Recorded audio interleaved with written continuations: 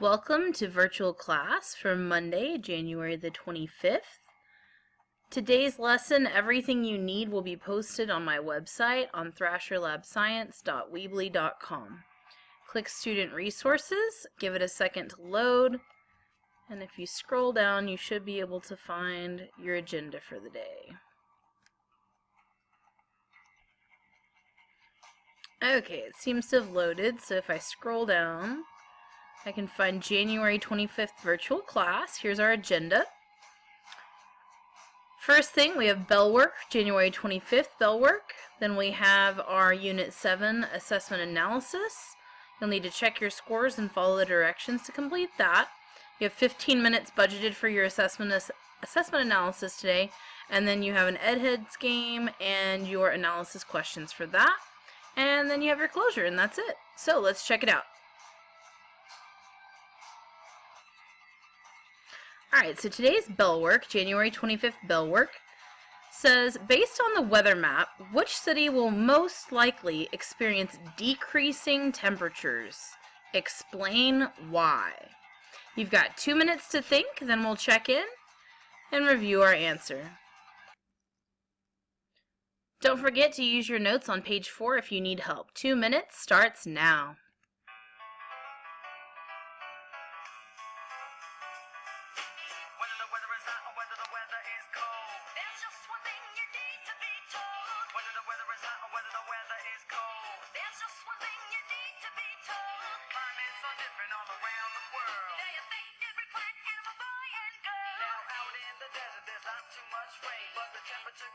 To make it insane, and there aren't gonna be too many storms coming by. That's cause the desert's all warm and dry. Tropical rainforests, I'll tell you later, they can get pretty hot. They're usually near the equator, and it rains really hard, on that you can bet. Tropical rainforests are warm and wet. Climates are different all around the world. They affect every plant, animal, boy and girl. Near the north and south poles where it's really cold, there's a place called the tundra, or so I'm told. And hardly any rain or snow comes from the sky, so you see that the tundras are cold and dry. The temperate forest is a pretty cool place where a low temperature is often the case, and it rains quite a bit, so if you don't know yet, temperate forests are cold and wet. Climates are different all around the world. They affect every plant, animal, boy and girl. Whether the weather is hot or whether the weather is cold, there's just one thing you need to be told. Whether the weather is hot or whether the weather is cold, there's just one thing you need to be told. Climates are different all around the world. They affect every plant, animal, boy and girl.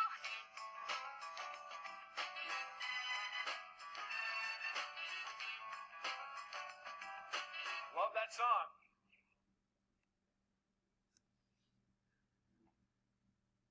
Alright, time's up. Let's see how we did. Okay, so the question said, based on the weather map, which city will most likely experience decreasing temperatures? Explain why. Well, if the temperatures are going to decrease, meaning it's going to get colder, we need to look for a cold front or a temperature drop. And I notice here we have our weird icicle formation that we remember from page 4 notes was called a cold front. And if we notice in front of it, we've got about 32 degrees Celsius. Behind it, it's 24, so we can confirm that it is going to be a cold front. So it's asking, where will we experience decreasing temperatures? Well, if you remember with a cold front, the way it works is in front of it is warm and behind the line is cold. So that means that the temperatures will be decreasing for the cities it's heading towards. So if we look at the icicles, they show us the direction it's heading, and we can see the next cities that are marked would be like Minneapolis or St. Louis. So the ones that will be having decreasing temperatures most likely would be Minneapolis and St. Louis would be the most direct marked. And so it would be moving in a southeast direction towards Minneapolis and St. Louis. They'll be experiencing a temperature decrease once that front moves into the area. Alright, so one more time in case you missed it. So the cold front here is moving southeast, and we can tell because here's our compass, towards Minneapolis and St. Louis. So they will experience a decrease in temperature once the front moves into that area.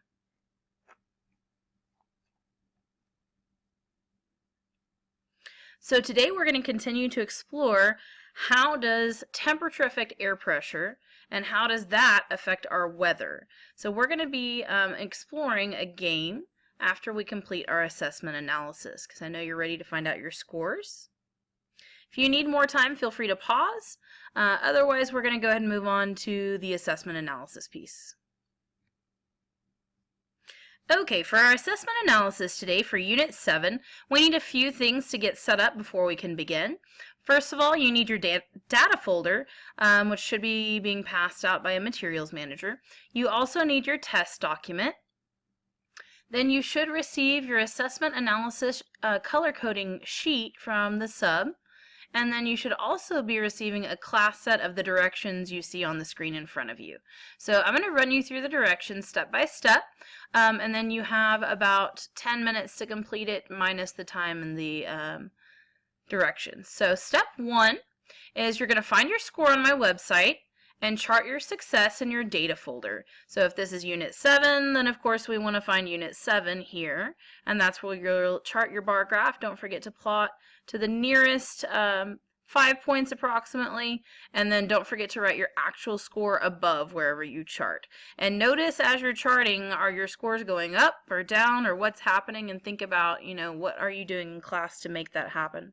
So let's go to the website and find out where you can find your scores.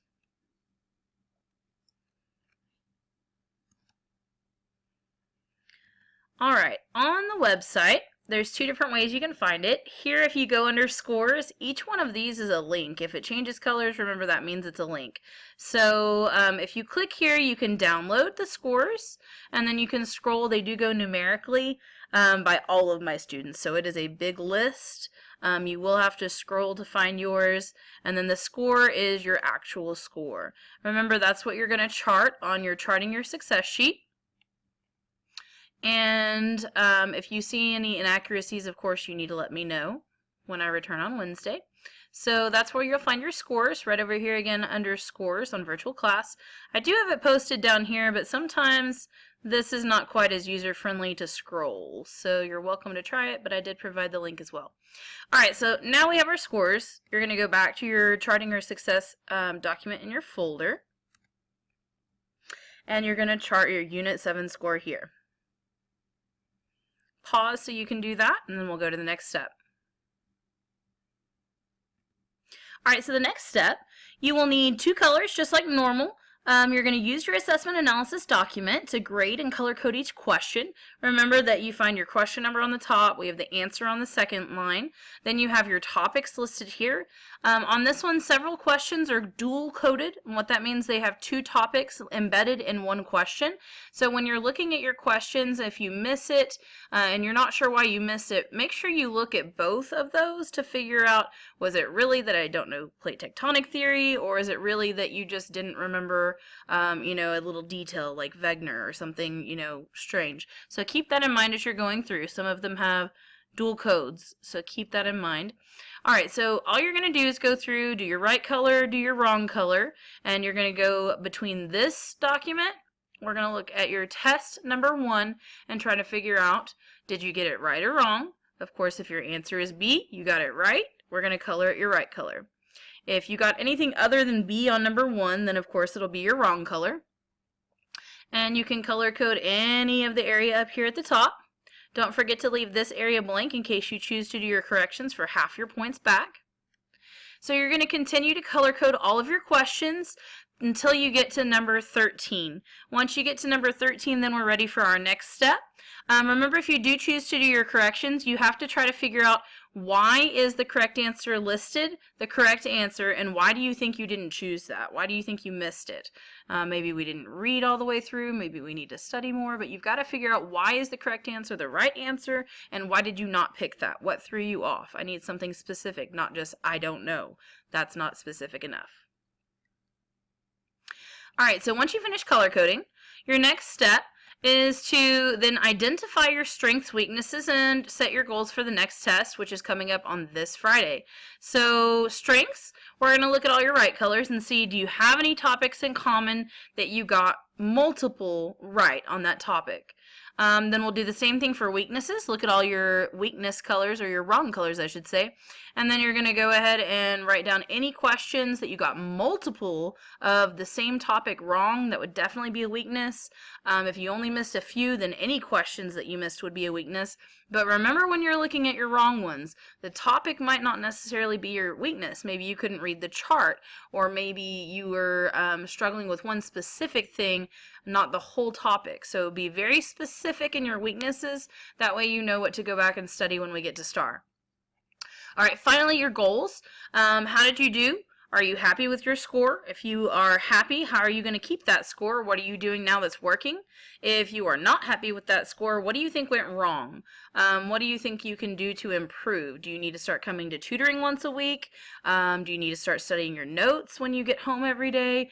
Find out something tangible, something that you can actually do before Friday this week. And then what do you think you're going to do on this next test? Are you going to do the same? Do you think you could do better? What would be your predictions? So you only have a little bit of time before this next test, so we got to put these goals into action pretty quickly. All right, your last steps for your assessment analysis piece is going to be to go ahead and do your binder clean out. The only things you need to leave in your binder is the current Unit 8 notebook, your Tinkle tickets, and then your All About Me Avid one-pager. If you still have that, that definitely should be one of your things in your science tab. So that means in your folder, what should be out of your Avid binder is pretty much everything else that exists for my class. So all of your unit notebooks should be in there, except for Unit 8. All of your unit test booklets should be in there, and then also all of your assessment analysis documents should be in there. If you did do corrections, go ahead and keep those corrections in your folder, and then when I return on Wednesday, if you chose to do those corrections, you can turn them in to me then. I'm not sure that we need to have that get lost possibly. So go ahead and just leave that in your folder, and then if you did choose to do those corrections for half your points back, you can go ahead and give that to me then. Remember, the data folder cannot leave the classroom, so you cannot take your folder out of the room to do corrections. You would have to schedule tutoring time in order to do those corrections. So remember, you cannot take your data folder out of the classroom. All right, so that's it for the Unit 7 Assessment Analysis document. Once you've completed that, you're ready to move on to the second assignment for the day, which is the game and the questions that go with the game. We'll finish up with closure on the second video clip. I did forget to mention cleanup.